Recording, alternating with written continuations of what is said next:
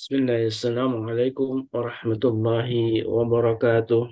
Waalaikumsalam Salam. warahmatullahi wabarakatuh. Alhamdulillah bi ni'matihi wa fadli tatimmus salihat. Asyhadu an la ilaha illallah wa asyhadu anna Muhammadan abduhu wa rasuluh.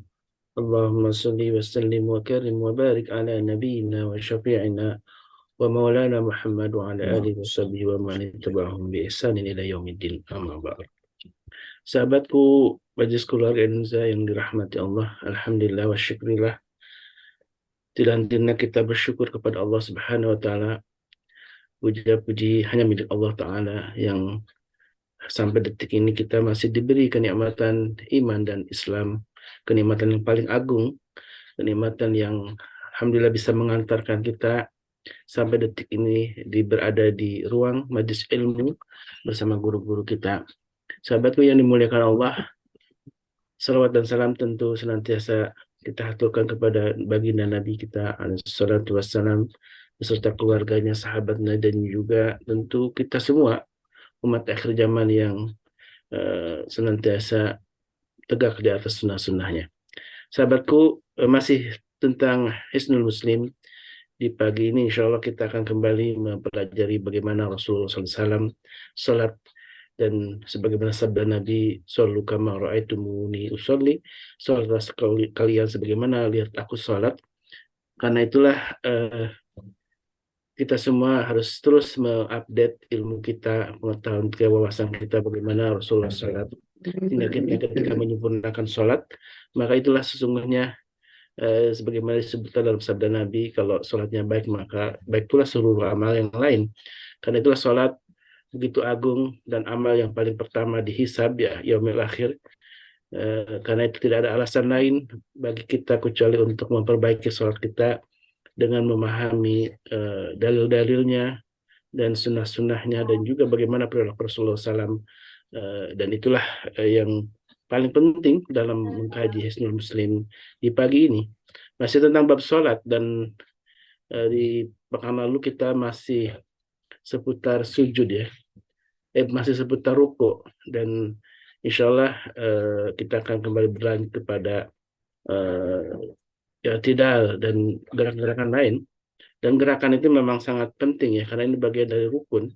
Ketika gerakannya salah, maka juga akan membatalkan sholat kita.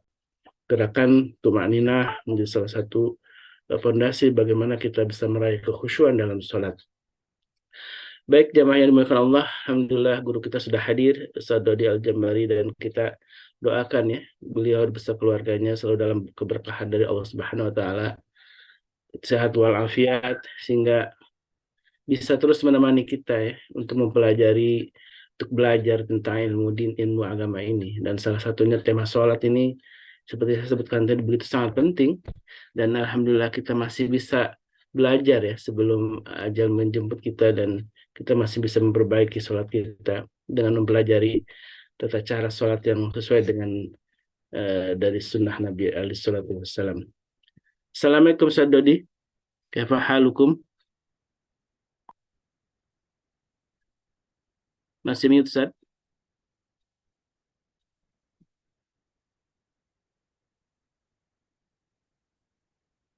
Masih mute.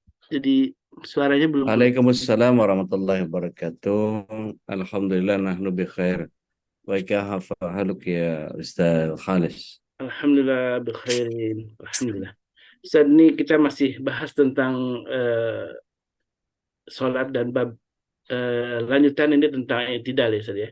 Karena kita Insyaallah. kemarin sudah mempelajari tentang ruku, dan sebagaimana tadi dijelaskan oleh Ustaz Dodi, begitu banyak ya bacaan-bacaan ruku ini yang bisa kita pilih salah satunya. Dan yang masih menjadi sebuah catatan tentang gerakan ruku ini adalah pertama di bacaan, dan juga ke apa namanya kesesuaian gerakan kita sesuai dengan apa yang dicontohkan oleh Rasulullah. Salah satunya punggung rata ya. Jadi kalaupun kita meletakkan gelas di atas punggung kita ini tidak akan tumpah, begitulah kira-kira misalnya bagaimana rukunya Nabi kita SAW. Dan qadra qiyamih itu memang luar biasa ya, betapa Rasulullah itu ruku itu lama gitu ya. rukunya lama dan qadar qiyamih sampai sama dengan berdirinya, tentu apa yang jadi Rasulullah itu sangat panjang, dan panjangnya itu tentu bukan hanya sekedar bacaannya, tapi juga adalah penghayatan, karena itulah ruku menjadi sebuah perintah yang disebutkan oleh Allah Subhanahu wa taala dalam Al-Qur'anul Karim ya. Warga umarakin, berkulah seperti bersama orang yang ruku. Baik, Fadlatul Mashkur Ustaz untuk melanjutkan tentang lanjutan tentang sholat ini. Fadlatul Mashkur. Baik, Bismillah, wassalatu wassalamu ala Rasulillah. Alhamdulillahilladzi arsala rasulah bil huda wa dinil haq yudhhirahu ala dini kulli wa kafa billahi syahida. Asyhadu an la ilaha illallah wahdahu la syarikalah wa asyhadu anna Muhammadan abduhu wa rasuluhu la nabi wa rasul ba'da. Allahumma salli wa sallim wa barik ala nabiyina Muhammadin wa ala alihi wa sahbihi wa mawala wa la hawla wa la quwata illa billah. Amma ba'd. Bapak Ibu sahabat MKI dan Allah SWT, sahabat surgaku dimanapun berada, calon penghuni surga semuanya. Melanjutkan kesyukuran kita kepada Allah SWT tentu bagian yang menjadi kewajiban bagi kita untuk menghadirkan kesyukuran terus menerus dan senantiasa kita hadirkan dalam rangka meneruskan kewajiban kita, karena kesyukuran adalah bagian dari ketaatan dan ketaatan adalah bagian dari ibadah. Allah SWT berfirman, A'udzubillahi minasyaitonirrajim, wa ma khalaqtul jinna wal insa illa liya'budun. Tidaklah jin dan manusia diciptakan kecuali hanya untuk beribadah kepada Allah SWT. Maka mari kita iringkan kesempurnaan kesyukuran kita kepada Allah SWT dengan menghadirkan salawat serta salam kehadirat Rasulullah SAW, satu-satunya manusia yang ketika kita ikuti ada rahmat Allah yang begitu luar biasa dan ada ampunan dosa yang datang tatkala kita mengikuti apa yang datang dari beliau alaihissalam. Kita sudah sampai kepada bab i'tidal. I'tidal ini yang kemudian jika kita fahami secara sederhana adalah bangunnya seseorang dari ruku. Dan ini menjadi satu keharusan pada setiap orang yang kemudian memulai apa yang dia lakukan dalam konteks memahami sholat secara utuh. Mari kita lihat bagaimana i'tidal itu dilakukan. I'tidal ini adalah bangkit dari ruku. Ini adalah salah satu rukun sholat. Dalilnya adalah hadis dari Abu Hurairah radhiyallahu anhu, bahwa hadis al-musi'u sholatuhu, yaitu tentang seorang sahabat yang belum paham cara sholat, dan kemudian Rasulullah SAW bersabda kepadanya, sumarka hatta tatma'in. Jadi rukuklah dengan tumakninah. Tumakninah itu apa? Tumakninah itu berhenti sebentar. Kemudian tsumma arfa', sampai kepada mengangkat tubuh kita itu hatta tastawiya qaimah. Tastawiya qaimah itu betul-betul lurus. Jadi tidak boleh ketika seseorang bangkit dari ruku kemudian sami Allah liman hamidah belum lurus sudah turun lagi untuk mengerjakan sujud. Nah, ini nggak boleh. Jadi disuruh berdiri kemudian sampai kemudian sami Allah liman hamidah dan kemudian luruskan dulu. Ada dua pendapat. Yang satu mengirsalkan tangannya, menurunkan tangannya, menjuntai. Dan yang kedua, Syekh bin Baz menyatakan kembali ke posisi di mana kita sebelum sholat. Ya. Kalau ini sebelumnya kan kita lagi sholat. Kalau sebelum sholat maka ya posisinya pada saat itu adalah bersedekap gitu. Nah, bersedekap ini yang kemudian jadi dalil buat beliau bahwa ketika sami Allahu liman hamidah kemudian meletakkan tangannya di dada bersedekap seperti itu. Maka ini menjadi bagian yang kemudian kita sekali lagi dalam bab fikih kita harus lapang dada, harus luas hati untuk kemudian menerima perbedaan-perbedaan yang ada.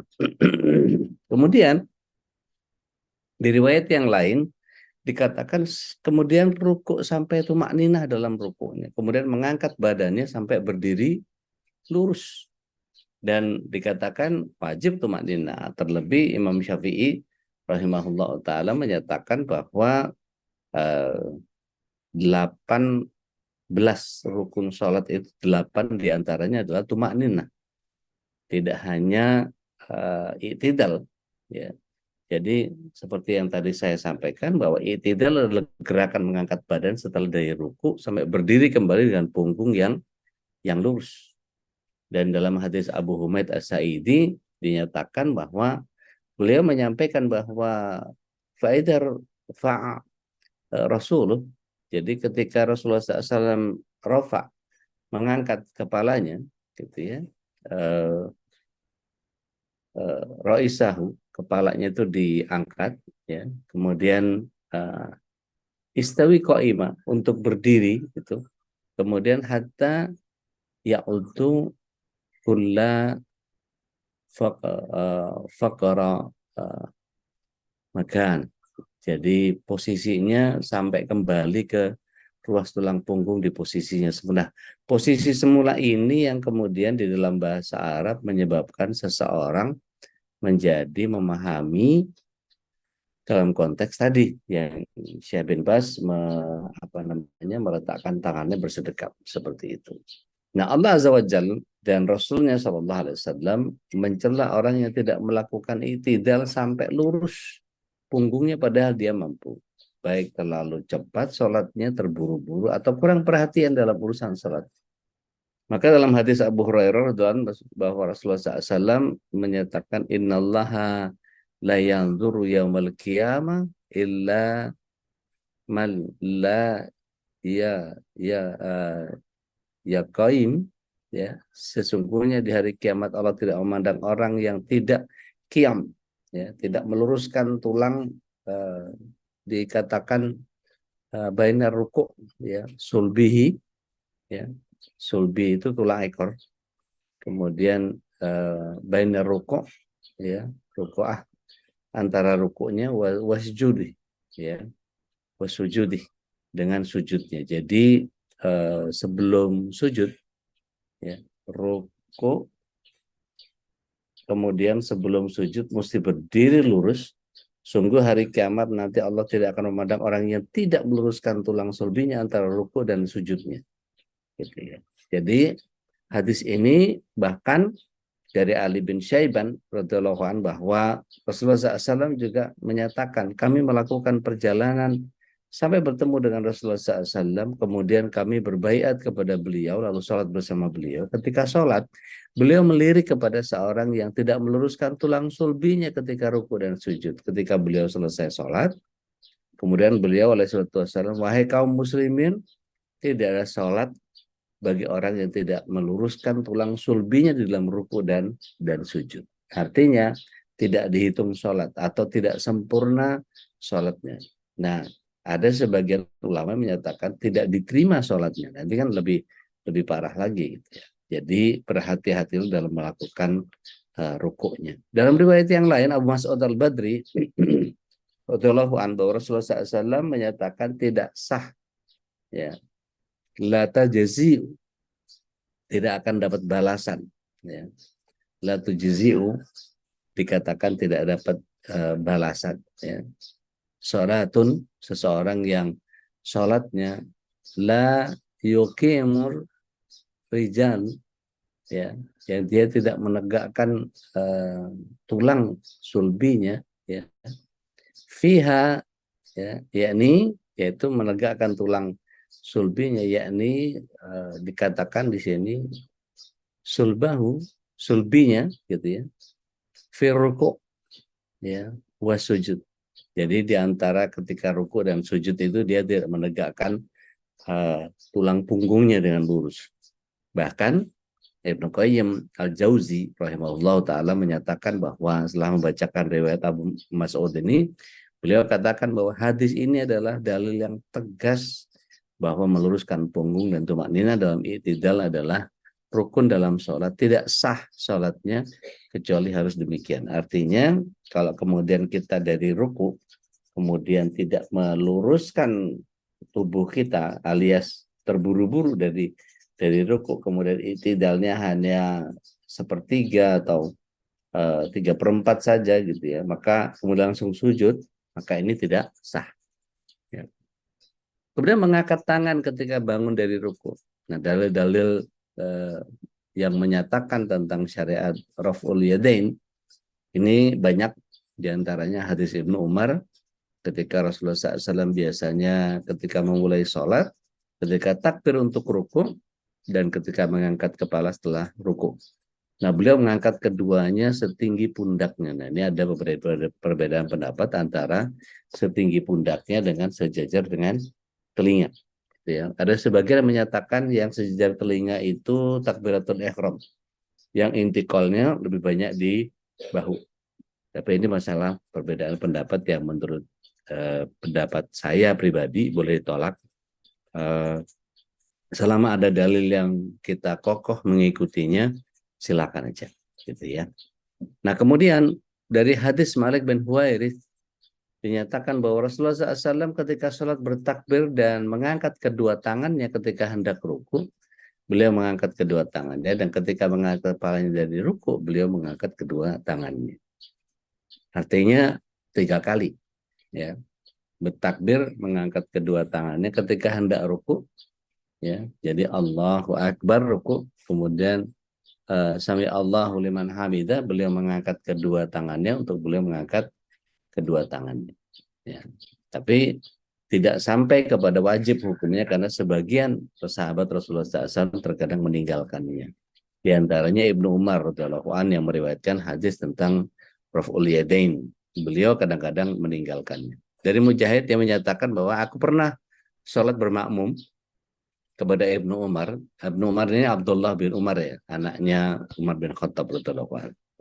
Ia tidak pernah mengangkat kedua tangannya kecuali pada takbir yang pertama dalam sholat. Jadi tidak banyak mengangkat tangannya, ya, raf'ul yadain itu. Dan itu nanti kita bahas di takbir intikal, ya. Nah, kemudian majaz tasmi' ketika bangun dari ruku. Nah, ini yang kita bahas. Jadi dalam ruku itu ada bacaan tasmi', yaitu mengucapkan sami Allahu liman hamidah. Allah mendengar orang yang memujinya. Dan bacaan tahmid ini mengucapkan Rabbana walakal hamd. Ini yang kemudian berselisih sebagian ulama tentang kunut. Kunut itu kan doa, ya. Kunut itu doa, doa yang bermakna ketaatan. Makanya perempuan yang taat itu bukan perempuan yang disebut dengan taatih gitu ya, tapi konitat, ya. Jadi kunut. Nah, ada bagian yang kemudian kalau bicara kunut yang kemudian oleh Imam Syafi'i rahimahullah ta'ala menjadi sunnah pada saat rakaat yang kita tahu di subuh gitu ya, itu dibaca kunutnya, terus kemudian tapi lafaznya lafaz kunut witir gitu ya. Sedangkan di riwayat Al-Hakim dikatakan bahwa dari bacaan doa kunut witir yang Rasulullah SAW tidak tinggalkan selama sholat subuh beliau itu adalah hamdan katsiran thayyiban wal mubarakan fi, kemudian dibaca wa mil'ul ardi wa mil'u ma syi'ta min syai'in ba'du. Nah, ini yang kemudian jadi perselisihan di antara para ulama. Hanya Imam Syafi'i yang mensunnahkan kunut, sedangkan 3 ulama yang lain tidak melaksanakan kunut. Bahkan muridnya sendiri, yakni Imam Ahmad Ibnu Hambal. Bahkan beberapa ulama di bawah para mujtahid mutlak bahkan ada yang membid'ahkan gitu ya. Makanya saya bilang berbesar hati, berlapang dada ketika bicara tentang fikih ya. Pokoknya nemu dalilnya kokoh, rojih, silakan dikerjakan gitu ya. Kemudian Rabbana walakal hamd itu adalah bacaan makmum. Ketika imamnya membaca Sami Allahu liman hamidah, maka Rasulullah SAW juga menyatakan bahwa sungguh imam itu diangkat untuk diikuti. Jika dia bertakbir, maka bertakbirlah. Nah ini yang seringkali kita ada beberapa dari kita yang lalai dalam pengertian dia terburu-buru mengerjakan. Jadi begitu imamnya takbir, dia ikut langsung takbir. Padahal sebetulnya kalau bicara jeda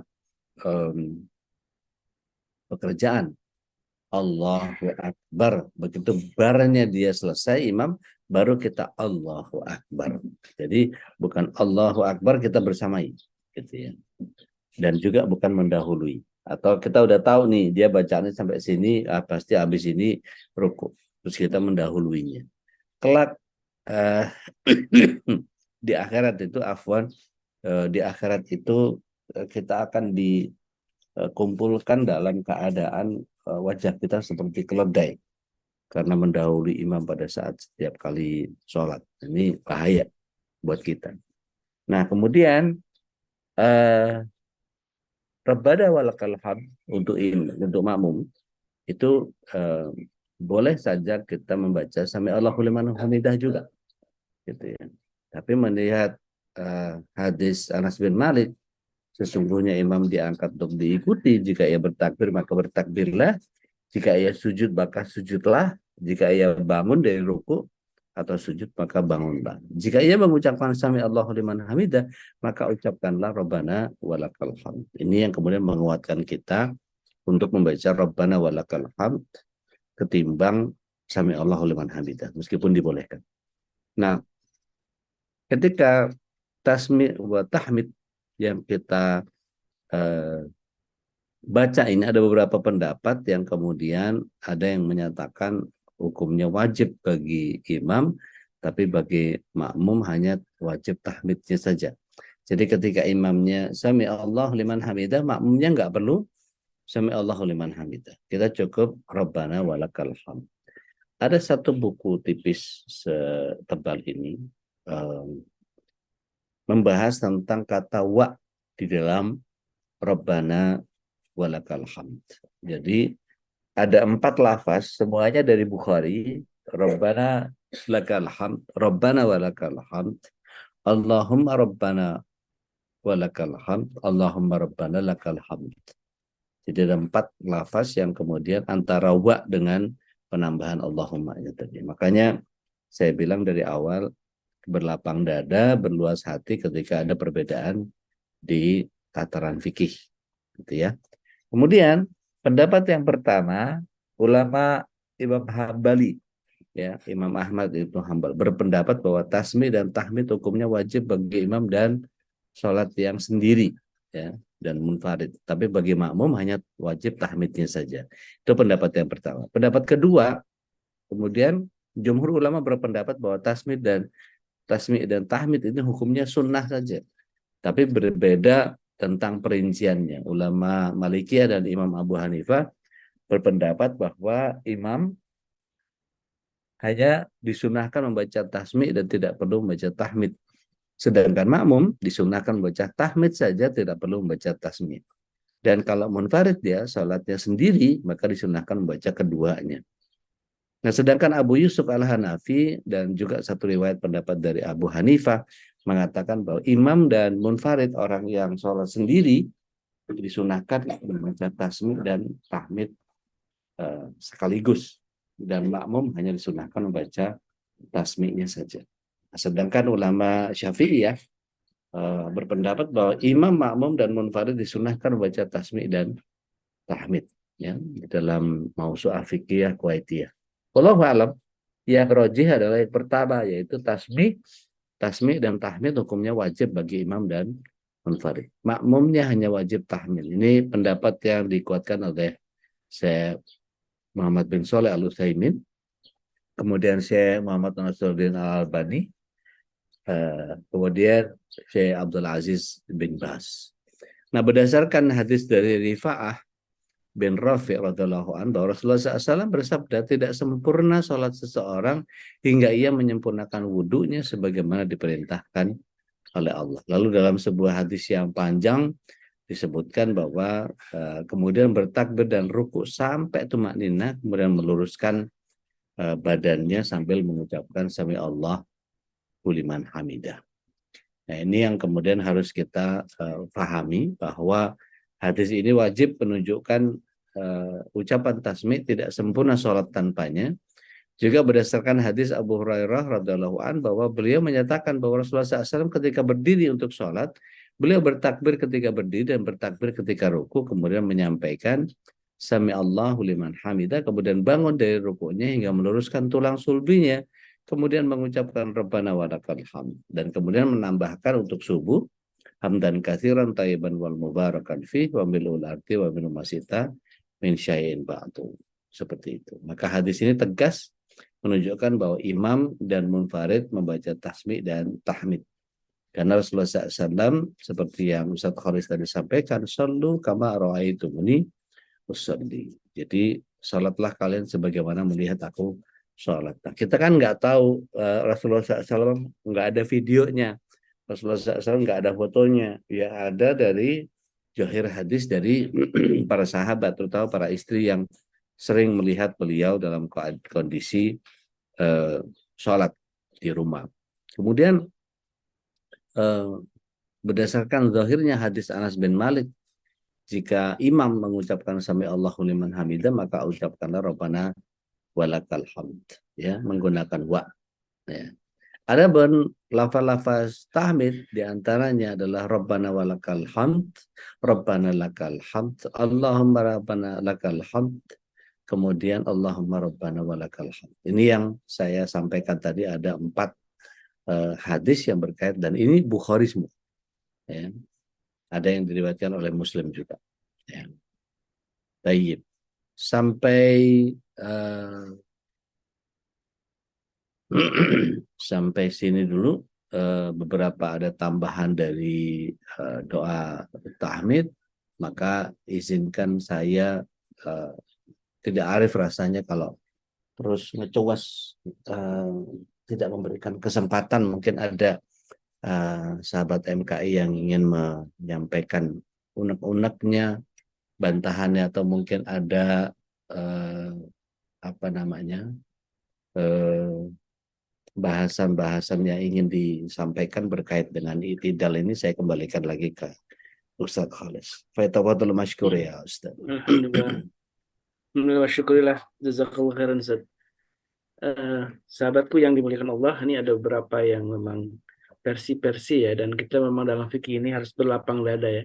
Jangan gampang menyalahkan ketika kita tidak tahu dalilnya, dan dalil-dalil itulah yang kemudian digunakan oleh para ulama untuk mengukuhkan pendapatnya. Karena itulah dengan ngaji ini mudah-mudahan kita tambah luas wawasannya, tidak gampang menyalahkan, dan kemudian ketika melihat ada perbedaan, nah tinggal nanya dalilnya apa gitu ya. Kalau kita punya prinsip dari guru-guru kita ya biasa melakukan itu, ya udah, dan dengan itu mungkin kita sekarang tadi sudah mendengar ya dalilnya, minimal walaupun tidak hafal sudah mendengar sudah mendengar dalilnya tadi yang disampaikan oleh Ustadz tentang bagaimana ketika i'tidal itu bacaan apa yang harus dibaca, dan jelas tadi beberapa riwayat yang sudah disampaikan oleh sahabat-sahabat mulia radhiyallahu anhum. Baik, jamaah yang dimuliakan Allah, silakan yang ingin bertanya. Ini masih tentang bab i'tidal ya. Nambahin juga boleh loh ya, nggak harus Namain nanya. ya. Bu Hari atau Pak Hari ini silakan. Kang Hari nih, Kang Hari Ramdhani. Kang Mangga, Hari Kang. Ramdhani, silakan. Assalamualaikum Ustaz. Waalaikumsalam warahmatullahi wabarakatuh. Pak Ustaz, mau tanya Ustaz Ahlan.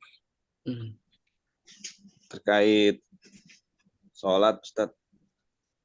Iya. Kemudian ini agak mundur ke belakang Ustadz.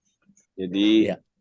kalau pertama di Al-Fatihah Ustadz, sebagai makmum itu saya pernah baca satu buku sifat sholat Nabi Ustadz. Jadi di situ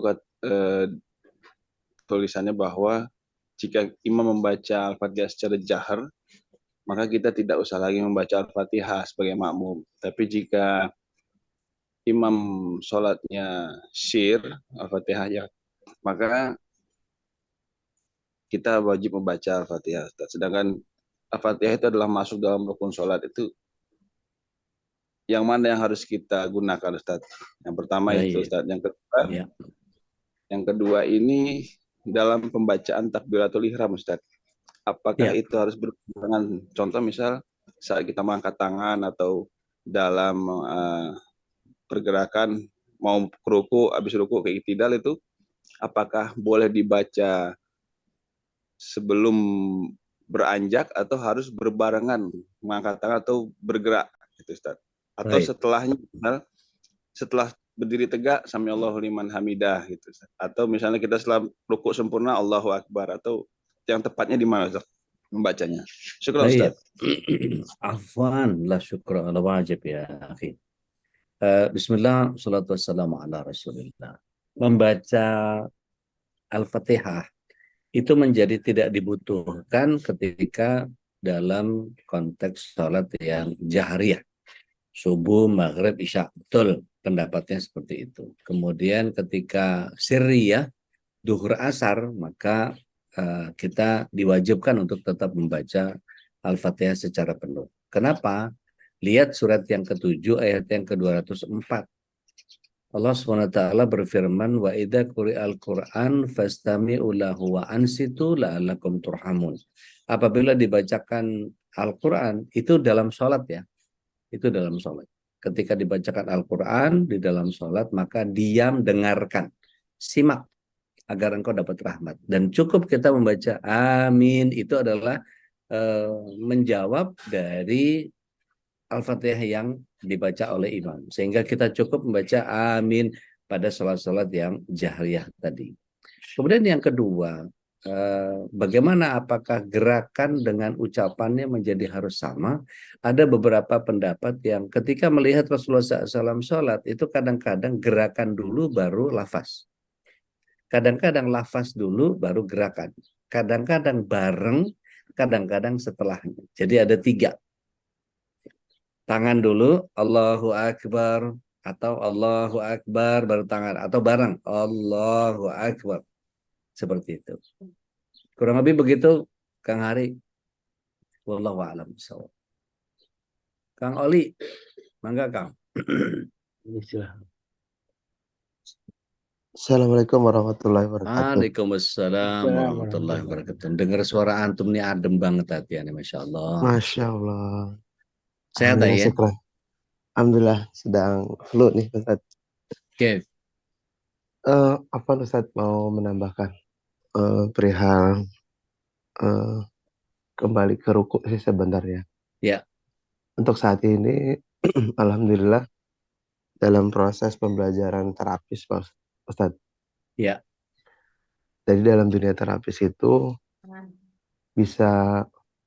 sebenarnya bisa memprediksi seseorang ini dengan berdiri dalam kondisi sholat itu bisa memprediksi orang ini bergejala penyakit seperti apa.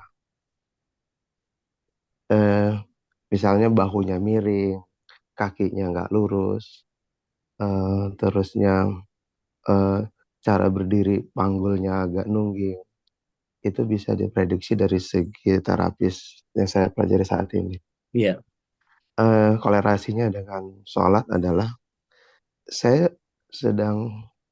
ada 2 pasien saya sedang saya tidak melakukan terapis, tapi saya coba menganjurkan kembalilah cara sholat sunnah seperti Nabi.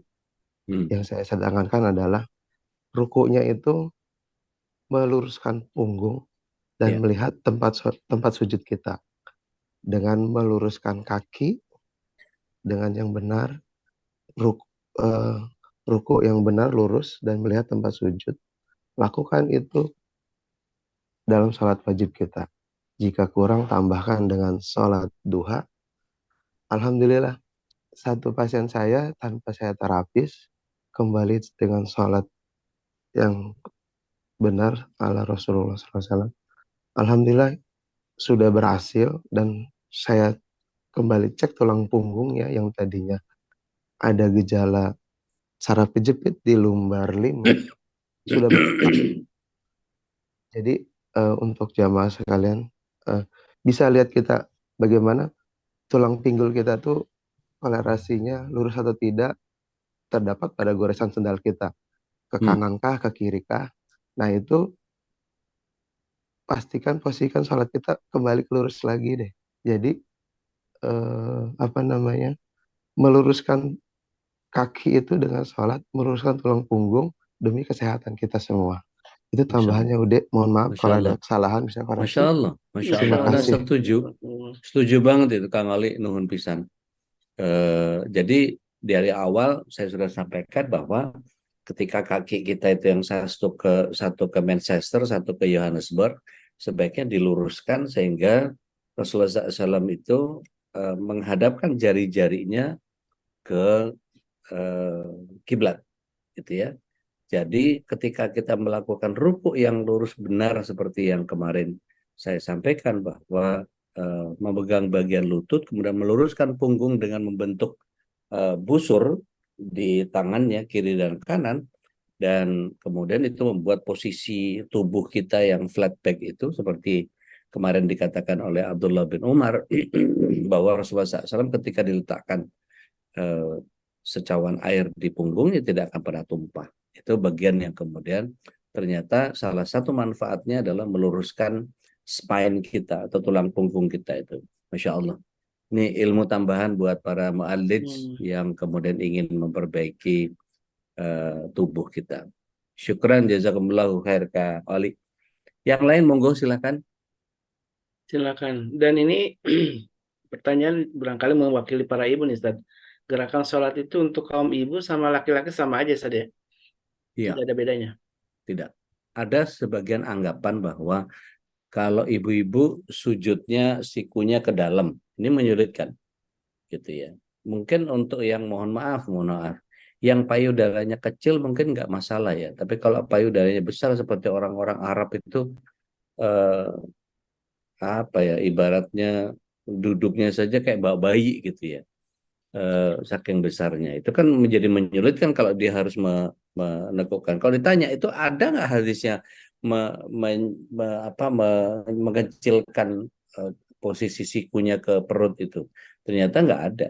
Jadi anggapan-anggapan yang seperti itu kemudian tidak ada. Maka kembali lagi ada dalilnya monggo silahkan, kalau enggak sebaiknya jangan. Sehingga kita dudukkan secara ilmiah apa yang kita lakukan itu. Shallu kama ra'aitumuni usolli, dan surat 17 ayat 36 itu amanah ilmiahnya jelas gitu. Di sana Allah SWT menyatakan bahwa wala taqfu ma laisa laka bihi ilm.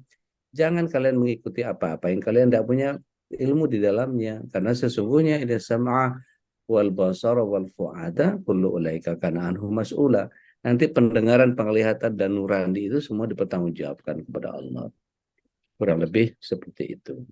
Dan kalau kita menyelisihi dari apa yang datang dari Rasulullah SAW tanpa sunnah, tanpa dalil, tanpa hujah, tanpa kekokohan dasar pijakan kita melakukan sesuatu, maka sangat boleh jadi nanti kalau katanya Popi capek digawe teka pakai gitu ya. Percuma kita ngerjain tapi ternyata nggak ada nilainya. Dikatakan juga Rasulullah SAW bahwa man amalan amila laisa bin amruna fahuwa raddun, gitu. Tidak ada contoh dari Rasulullah SAW maka tertolak, gitu. Wallahu a'lam bishawab. Maka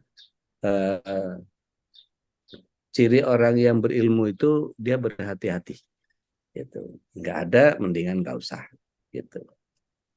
Wallahu a'lam. Monggo. Baik, silakan. Jamaah masih ada waktu nih. Alhamdulillah kita masih punya ruang untuk bertanya nih. Tadi pemasukan dari Pak Oli, alhamdulillah ya. Dan memang begitu luar biasa sholat itu tidak hanya sebagai sebuah ta'abudiyah ya, tapi juga memang untuk kesehatan. Betapa banyak orang para ahli sekarang ini yang sudah meneliti ya. Sampai ada senam sholat Ustaz ya. Senam sholat Nah, dengan mengadopsi beberapa gerakan dari sholat. Tentu yang lebih utama ya di sholatnya itu sebenarnya ya, bukan di ya, senamnya. Karena kalau gerakan sholat itu ada nilai ibadahnya gitu ya. Dan kalau pengen banyak ya ditambahlah sholat sunnahnya gitu Ustaz ya. setuju, setuju. Bukan dengan cara dipisahkan tersenam gitu kemudian walaupun mengadopsi gerakan sholat, tapi yang penting ya diperbanyak sholatnya karena Rasulullah ketika ingin istirahat pun justru dengan sholat gitu ya. Insya Allah, Insya Allah. Baik, silakan jamaah yang ingin bertanya. Saya ini sering menyaksikan Ustaz kalau berjamaah gitu ya, ada orang yang Ya, tidak gitu ya, tangannya masih goyang-goyang gitu Ustaz. Sami Allah liman hamidah gitu. Jadi tidak apa namanya kayak tumaninah tenang gitu ya, tapi masih goyang-goyang itu secara hukum gimana Ustaz ya? goyang-goyang dalam pengertian irsal, menjuntainya itu digoyang gitu maksudnya atau gimana? Ya, maksudnya kayak tidak ya goyang sedikit gitu ya. Maksudnya karena mungkin karena tekanan tangan ke bawah gitu ya. Dia tidak berusaha untuk meluruskan kemudian kalau dengan prinsip tadi yang tidak sedekap ya, lurus tapi masih goyang-goyang gitu. Ya, Bismillah, salatu wassalamu ala Rasulillah. Kalau cuman gerakannya wajar, sewajarnya kita mengirsalkan posisi tangan, artinya ketika Allahu Akbar mengampas tangan terus kemudian tangannya menjadi menjuntai normal, menjadi tidak apa-apa. Tapi kalau dia memang sengaja mengayunkannya, nah ini jadi problem. Untuk apa dia? Untuk tujuan apa? Gitu. Kalau cuman sekedar mengirsalkan tangan kemudian ikut tonus simpatisnya gitu. Tonus simpatis ini Dr. Vicky yang bisa jelasin. Tonus simpatisnya itu ya sesuai dengan posisi di mana dia posisinya berada gitu. Sehingga mengikuti bagaimana gerak di dalam mengirsalkan atau menjuntaikan tangan itu kemudian mengikuti gravitasinya gitu. Tapi sebetulnya bisa dilakukan dengan seperti biasa kita menahan tangan kita supaya enggak apa istilahnya. Kalau orang Jawa bilang kewer-kewer gitu ya. Biar tumak ninah gitu. Sami Allah liman hamidah kemudian letakkan irsalnya betul-betul ditahan dengan pemberhentian. Maka itu yang jauh lebih baik. Karena ketika tidak ada catatan dari para sahabat, pasti mereka yang jadi saksi mata tanpa harus perlu saksi ahli kalau dalam melihat bagaimana Rasulullah SAW sholat. Wallahu a'lam bishawab. Silakan jamaah yang ingin tanya lagi ya Pak Huseri, silakan Pak Huseri. Assalamualaikum warahmatullahi wabarakatuh. Waalaikumsalam warahmatullahi wabarakatuh. Jadi Kumaha damang Abah? alhamdulillah Masya sehat, Allah. baik. Pertanyaan terkait dengan makmum. Makmum Nah, misalnya kita datang pertama imam sudah membaca ayat terakhir. ya, Mau ruku lah. Nah, ya, kita takbir itu yang dikatakan yang mendapatkan ruku itu waktu sudah katakan si imam tadi Allahu Akbar. Kita datang, kita langsung Allahu Akbar. Itu dapat satu rakaat berarti kita. dari Allahu Akbarnya Allahu Akbar ruku. Allahu Akbar mau ruku. Oke, Kita baru dapat, datang. insya Allah. Nah, kalau misalnya imam baca ayat, kita Allahu Akbar. Saat kita baca Al-Fatihah baru ihdinas siratal mustaqim si imam ruku, kita nuntaskan Al-Fatihahnya atau langsung ikut ruku? Langsung ikut ruku karena adanya imam untuk diikuti dan bacaan kita sudah dibacakan oleh imam. Walaupun tuh yang sholat zuhur asar yang Betul, sir. betul. Baik. Artinya intinya disebut dengan terhitung dapat rakaat itu ketika kita bisa ikut di rakaatnya rukuknya imam. Betul. Jadi ada dua hitungannya. Dapat sunnahnya berjamaah, dapat Ya. rukunya imam. Nah, satu lagi nih. Maka, Ketika ada berimam berjemaah estafet, katakan saya ya, pertama sholat sendiri, kemudian ada jemaah nyolek kuda saya. ya. Berarti kan dia sholat, sedangkan saya kan sudah rakaat terakhir. Saya salam, si makmum tadi lanjut. Ya. Saat dia lanjut, ada lagi yang nyolek dia. Ya. Sampai 4 kali bersusun itu nggak apa-apa. Baik. Bismillah, wassalatu wassalamu ala Rasulillah. Jika memang tidak memungkinkan, jika tidak memungkinkan, kita nggak tahu dia sholatnya sudah jadi makmum sebelumnya, maka nggak ada masalah. Tapi kalau kita tahu bahwa dia baru saja bermakmum dengan jamaah yang satu lagi, maka ketika itu tunggu saja sampai dia menuntaskan sholatnya, atau kita boleh saja kemudian kita lakukan munfarid. Contoh nih, pertama kita datang ke rest area gitu ya, lagi ke rest area, terus tiba-tiba ada yang sholat. Ada orang yang kemudian bermakmum, masbuk nih, telat. Imamnya sudah selesai, maka kita berimam kepada si masbuk boleh nggak? Sebaiknya tidak. Kalau bicara sebaiknya ya, kalau kita melihat bahwa dia baru saja selesai dari sholat berjamaah, gitu. Maka sebaiknya kita bikin jamaah baru dengan jamaah yang baru. Gitu. Tapi kalau dia kemudian nggak tahu bahwa ini orang tadinya masbuk, gitu ya, maka nggak apa-apa. Sampai bersusun 4 kali juga nggak apa-apa. Gitu. Jangankan 4 kali, sampai berapa puluh kali juga kalau selama dia nggak tahu, nggak ada masalah. Tapi kalau dia tahu bahwa ini barusan dia masbuk, gitu, maka sebaiknya kalau bicara afdolnya kita buat jamaah sendiri. Gitu. Makanya saya sering kali nunggu sampai kalau misalnya ada orang yang habis masbuk gitu, tuntaskan mereka dulu sampai imamnya yang pertama itu mengucap salam, maka saya bikin iqamat baru untuk bikin sholat yang baru dengan shaf yang baru. Karena itu jauh lebih utama. Gitu. Kenapa? Tidak boleh ada 2 imam dalam satu masjid. Gitu. Wallahu a'lam. Nah, konteks yang pun dan satu lagi, konteks Mangga. dengan tidak boleh ada 2 imam dalam satu masjid, kan kalau kita lagi safar di rest area, itu Iya. sampai ada 4 imam itu. Iya. Gimana kita mengingatkan mereka? Saya pernah ngajak, ngasih tahu, Pak, kita langsung aja dengan imam di depan. Dia kan udah 2 rakaat, kita bikin baru aja katanya. Saya kasih tahu dalam adab yang diajarkan itu adalah hanya 1 imam dalam masjid, atau kita tuntaskan selesaiin dulu. Nggak mau, dia tetap dia dirikan sholat berjamaah itu. Terus yang belakang bikin lagi, jadi ada 3 gitu. Gimana? Iya. Jadi kita mengingatkan kayak gitu gimana caranya? Sebatas mengingatkan saja, fadzakir innama anta mudzakir, fadzakir inna fa'atiz dzikra. Hanya selesai sampai mengingatkan saja. Kita tidak punya hak untuk menetapkan bahwa artinya gini, kita memaklumi bahwa saya udah ngasih tahu dan kemudian dia masih ngotot untuk mengerjakan apa yang dia sudah dikasih tahu. Artinya nanti ada bahasan yang panjang tuh. Biasanya orang yang menolak kebenaran, gitu ya, menolak kebenaran, atau mungkin pendekatannya tidak bisa langsung kita sampaikan. Jadi misalnya gini, saya sering kali supaya nggak dibantah sama orang, agak maksaan. Jadi gini, Bah, saya deketin orangnya, saya bilang, mohon maaf, assalamualaikum, saya Dodi. Saya sampaikan bahwa sebaiknya kita tidak bikin jamaah baru karena tidak boleh ada 2 imam dalam satu masjid. Menurut beberapa kitab bab sholat yang saya hatamkan seperti itu. Atau mungkin Bapak punya kitab fikih sholat yang sudah dihatamkan atau lebih baik, monggo silakan. Jadi udah dijebak dengan statement nggak bisa ngelawan. Itu agak jahat sih, tapi yang saya lakukan gitu, Pak. Saya sudah pernah mencoba dengan cara gitu. Iya. Contoh yang habis sholat Jumat, dia sholat zuhur, saya sampaikan, mohon maaf izin bertanya gini-gini.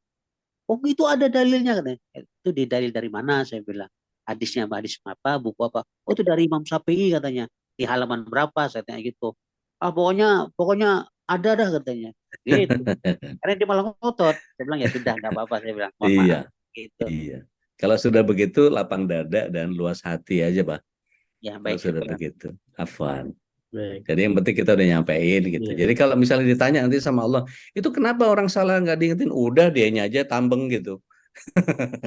Jadi kita lepas tangan kalau dari begitu, Pak. Iya. Baik. Nuhun pisan. Alhamdulillah.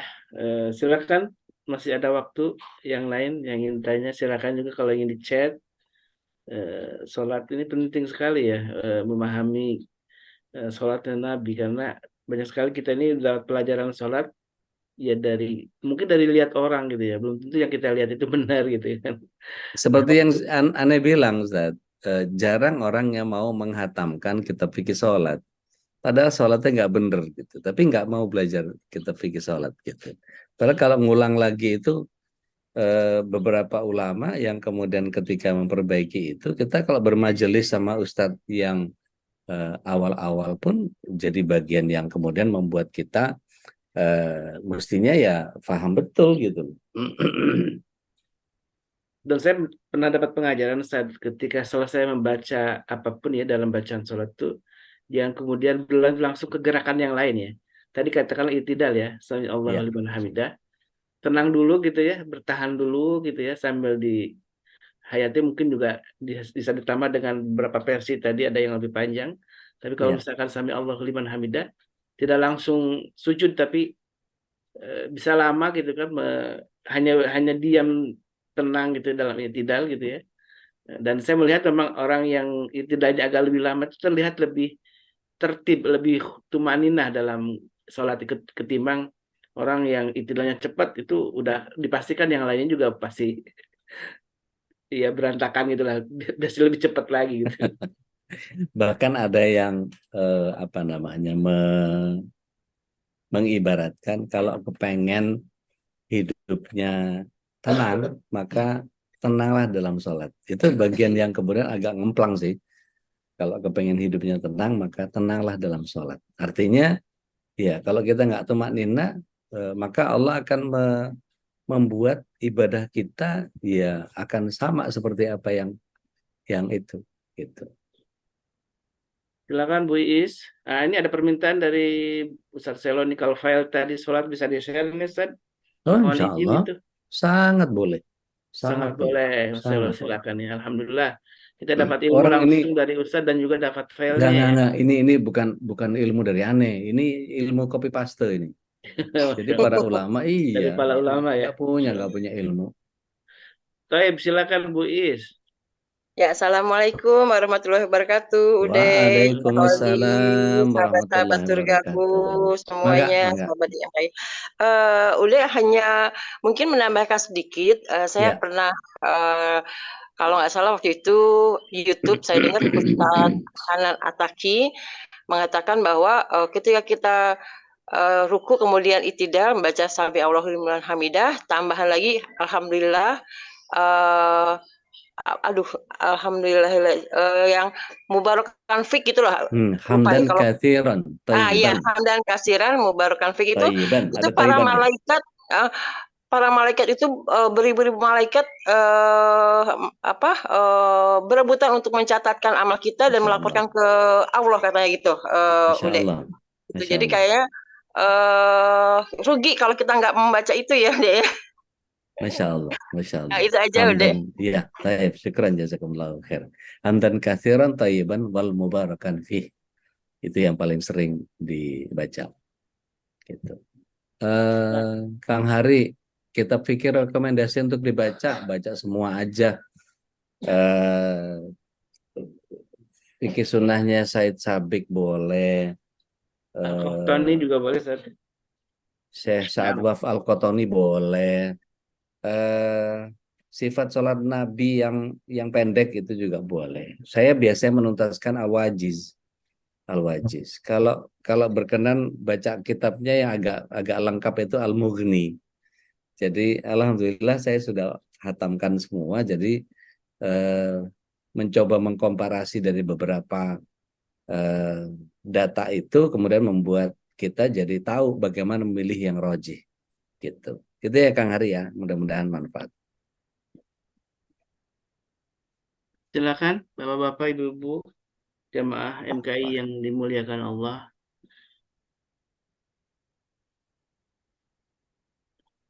Dan bacaan selain itu memang tidak ada kalau di dalam tidak bisa berkreasi, dalam artian kalau dalam sujud bisa berdoa saja sesuai dengan hajat kita. Tapi kalau dalam i'tidal itu tidak ada bacaan lain saja.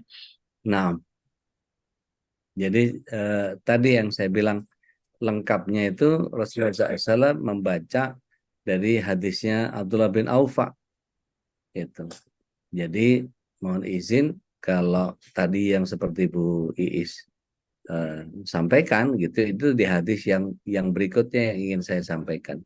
Jadi tambahan doa dalam tahmid itu Rasulullah SAW hadis yang pertama dari Rifa'ah bin Rafi' bahwa Rasulullah SAW mendengar ya Rabbana walakal hamdu disebutnya hamdan katsiran thayyiban wa mubarakan fih ya. Jadi kemudian ditanya, siapa yang baca doa tadi? Saya ya Rasulullah. Aku melihat 30 lebih malaikat berebut untuk saling berusaha lebih dahulu menulis amalan tersebut. Memang di awal-awal penetapan syariat itu Rasulullah SAW seringkali terkagum-kagum dengan cara Allah SWT menghadirkan apa-apa yang dihadirkan oleh para sahabat. Termasuk ketika dari awal kita pernah membahas tentang kabira walhamdulillahi katsira wa subhanallahi bukratan wa asila, itu juga sama mendapatkan rebutan catatan dari para malaikat. Gitu. Nah kemudian yang kedua dari Abdullah bin Abi Aufa itu bahkan dilengkapi gitu ya, dari mulai sami Allahu liman hamida ya, kemudian Rabbana lakal hamdu mil ussamawati wa mil'ul ardi wa mil'u masyita min syai'in ba'du. Ini yang kemudian dibaca oleh begitu banyak para sahabat ketika itu. Maka dikatakan sami Allah liman hamida Allahumma rabbana lakal hamdu mil samawati wal ard wa mil ma syi'ta min syai'in ba'du gitu ya. Ini bagian yang kemudian bisa kita bacakan juga. Yang ketiga dari Abu Sa'id Al-Khudri ya. Ini yang kemudian sering kita baca pada saat selesai dari sholat biasanya ya. Rabbana lakal hamdu ya mil'us samawati wa mil'ul ardi wa ma syi'ta min syai'in ba'du. Kemudian sampai sini mana nih?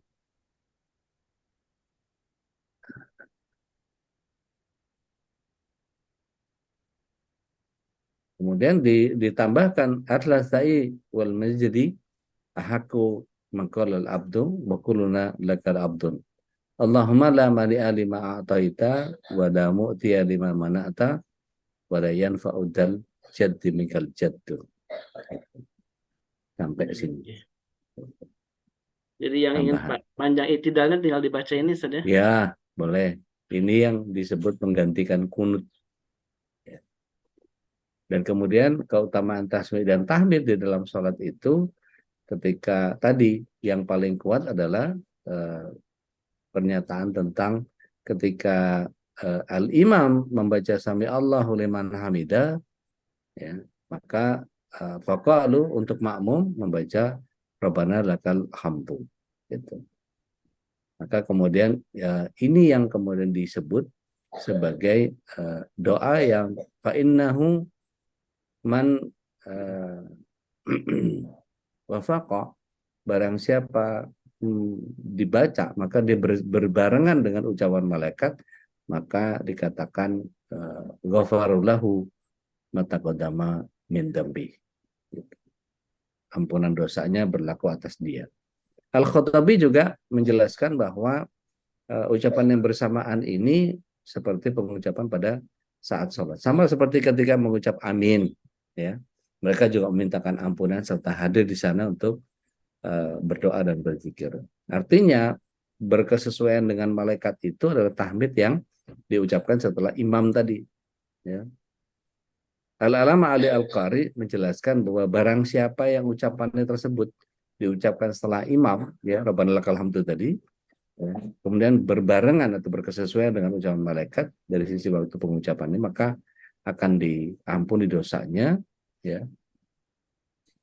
Ayyuman dogam, ya, meskipun doa-doanya dihapuskan itu termasuk doa-doa kecil, gitu. Wallahu a'lam. Insyaallah bab i'tidal kita tuntaskan pada kesempatan yang mulia ini. Insya Allah di pertemuan yang akan datang kita akan membahas mulai dari sujud. Insya Allah. Insya Allah. Jadi sebagai closing tadi tentang i'tidal itu, dan mungkin ada sedikit tadabbur dari tadi makna bacaan ya, yang mungkin salah satu yang bisa disampaikan ke kita. Bismillah, wassalatu wassalamu ala rasulillah. Tatkala seseorang melakukan ruku, itu adalah penyerahan diri kepada Allah SWT. Makanya dalam bab ruku itu tidak ada ucapan selain memuji nama Allah SWT. Maka ketika mengucapkan sami Allahu liman hamidah, pada saat tumakninah melakukan itu, ada posisi di mana seperti Kang Oli tadi bilang bahwa perbaikan spine atau lumbar tulang punggung belakang itu ketika kita melakukan ruku. Beberapa dokter ortopedi juga menyarankan, seperti Dokter Caleb misalnya, beliau meminta kita meletakkan siku itu di sejajar dengan posisi posisi duduk kita gitu ya. Kemudian kita letakkan mungkin di kursi atau yang sejajar dengan itu, maka kemudian kita luruskan punggung kita seperti itu. Nah, kalau Dokter Caleb kan begitu gitu. Nah, kita enggak. Kita banyakin aja sholat sunnah seperti yang Ustadz Khalis tadi sampaikan, bahwa kita dengan memperbanyak ruku, itu bagian yang kemudian akan menyempurnakan posisi lumbar kita, dan berpahala pastinya gitu ya, karena setiap apa yang kata Rasulullah SAW, ruku itu jika diperlama maka dia akan menggugurkan dosa-dosa kita seiring dengan ruku dan sujudnya kita. Wallahu a'lam. So, mudah-mudahan manfaat. Barakallahu fikum, dan sahabat yang dimuliakan Allah. Alhamdulillah kita sudah menuntaskan satu gerakan ya tentang i'tidal, gerakan dari sholat, dan silakan nanti untuk bisa memahaminya lebih detail lagi ketika Ustaz sudah nge-share file tadi tentang sholat, gerakan sholat di posisi yang ideal ya. Ada bacaan-bacaan tadi yang juga ada terjemahannya. Silakan dipahami juga apa yang dibaca, sehingga ketika kita membaca sami Allah liman hamidah rabbana wa lakal hamdan katsiran thayyiban mubarakan fi, itu ada sebuah penjiwaan yang luar biasa karena kita paham dengan makna-maknanya ya. Nah. Baik, alhamdulillah, syukurillah. Ustaz, jazakallah khairan. Mudah-mudahan Allah membalas dengan ahsanul jaza buat antum dan keluarga. Ini kebaikan yang insya Allah jadi amal jariah buat Ustaz dan juga untuk kita semua ya.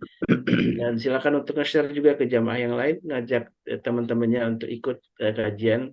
Karena adalah kajian yang insya Allah akan memberikan kemanfaatan kepada kita semua, menambah ilmu, menambah persaudaraan, dan juga tentu di majlis inilah kita sering mengingatkan ya. Tiap pagi saya mengingatkan, ayo kita mulai gitu ya untuk misalnya bersedekah gitu ya. Ustaz juga sering begitu, pagi dia mulai dengan zikir pagi, kemudian dengan bersedekah, itu bagian dari memantaskan kita untuk mendapatkan ridho Allah Subhanahu Wa Taala. Ya. Dan saya umumkan juga mewakili dari pengurus panitia khitan masyarakat, insya Allah di tanggal 2 September kita ada hajatan khitan masal, dan juga ada tabligh akbar, ada juga kisah berhikmah dari Ustaz Dodi yang akan disampaikan dalam acara itu insya Allah ya. Dan juga ada bakti sosial, ada juga bazar, dan alhamdulillah ini baru macam acara yang pertama kali ya di luar. Biasanya kita mengadakan di rumah Babe Haikal di Betawi ya, rumah Betawi Babe Haikal, tapi sekarang kita ingin keliling ya, MKI ingin keliling ke berbagai daerah, ke masjid-masjid, ingin menyapa saudara-saudara kita kaum muslimin, sehingga tambah bisa mempererat ukhuwah Islamiyah dengan kita semua ya. Karena inilah bagian dari sunnah dari Rasulullah SAW untuk mempererat ukhuwah Islamiyah ini. Dan ukhuwah Islamiyah salah satunya dibangun kalau ada acara, biasanya akan banyak kumpul saja ya. Dan kita undang semua nih jamaah yang hadir di sini untuk hadir dalam acara di tanggal 2 September ini. Dan sebelum tutup, barangkali dari pengurus Dr. Piki ada yang disampaikan? Atau dari panitia? Oke, kalau tidak ada, mudah-mudahan cukup dari apa yang saya sampaikan sebagai informasi, dan masih ada peluang untuk bersedekah, ikut berbagi ya, karena itu ada bakti sosial. Silakan untuk menghubungi panitia Bu Darmi, kebutuhan-kebutuhan apa saja yang diperlukan dalam acara tersebut, dan kami juga menerima kalau ada teman-teman yang membawa potluck istilahnya ya, kalau istilahnya bawa makanan untuk saling berbagi dengan sesama kita gitu ya. Alhamdulillah itu adalah kenikmatan juga yang tidak bisa kita hitung ya, kenikmatan berbagi dengan sesama kita, saudara-saudara kita. Makan apa saja yang ada di rumah silahkan dibawa gitu ya, dan mudah-mudahan ini juga sebuah kebahagiaan dan yang bisa ditularkan ke semua orang. Baik jamaah yang dimuliakan Allah, alhamdulillah wa syukurillah. Barangkali ada pengumuman dari pengurus yang lain, silakan Bu Nini atau yang lainnya sebelum tutup. Ya, mau mengingatkan aja Ustadz Holis, untuk acara Kitanan MKI kan ada bazar. Nah, untuk bazar masih tersedia satu bazar ya. Dan nanti teman-teman nggak usah bawa meja. Jadi di bazar itu udah kita sediakan meja dan tenda. Jadi cukup bawa dagangan yang akan dijual di lokasi. Begitu Ustadz. Alhamdulillah ini ada peluang juga ya. Silakan jamaah yang punya produk. Nah, ini kita menjual dan berbagi membeli di tetangga sendiri gitu, di saudara kita sendiri ya. Mudah-mudahan ini menjadi motivasi kita bagi kita semua untuk membangun ekonomi umat ini dengan cara kita sering membeli di dagangan saudara sendiri ya. Baik jamaah yang dimuliakan Allah, alhamdulillah syukurillah kita sudah menuntaskan satu kajian penting tentang salat, dan insya Allah mudah-mudahan Allah mudahkan kita di pekan depan kembali berjumpa dengan Ustaz Dodi dalam tema-tema yang sama. Di hari Rabu kita tentang Asmaul Husna, dan di hari Kamis tentang salat, dan masih tentang tema salat, sebenarnya tentang Hisnul Muslim, tapi kita masih bab tentang salat karena insya Allah akan kita menuntaskan sampai salamnya. Mari kita tutup kajiannya dengan doa kafaratul majlis. Subhanakallahumma wa bihamdika asyhadu an la ilaha illa anta astaghfiruka wa atubu ilaik. Al-'afwu minkum wa billahi taufiq wal hidayah. Wassalamualaikum warahmatullahi wabarakatuh. Waalaikumsalam Waalaikumsalam warahmatullahi wabarakatuh. Jazakumullah khair. Jazakumullah khairan. Allahumma arhamna bil Qur'an waj'alhu lana imaman wa nuran wa hudan wa rahmah. Allahumma zakkirna minhu ma nasina wa 'allimna minhu ma jahilna warzuqna tilawatahu ana al-layli wa atraf an-nahar waj'alhu lana hujjatan ya rabbal alamin. Proklamasi kami bangsa Indonesia dengan ini menyatakan kemerdekaan Indonesia. Hal-hal yang mengenai pemindahan kekuasaan dan lain-lain diselenggarakan dengan cara sama dan dalam tempo yang sesingkat-singkatnya. Jakarta, 17 Agustus 1945, atas nama bangsa Indonesia, Soekarno, Hatta.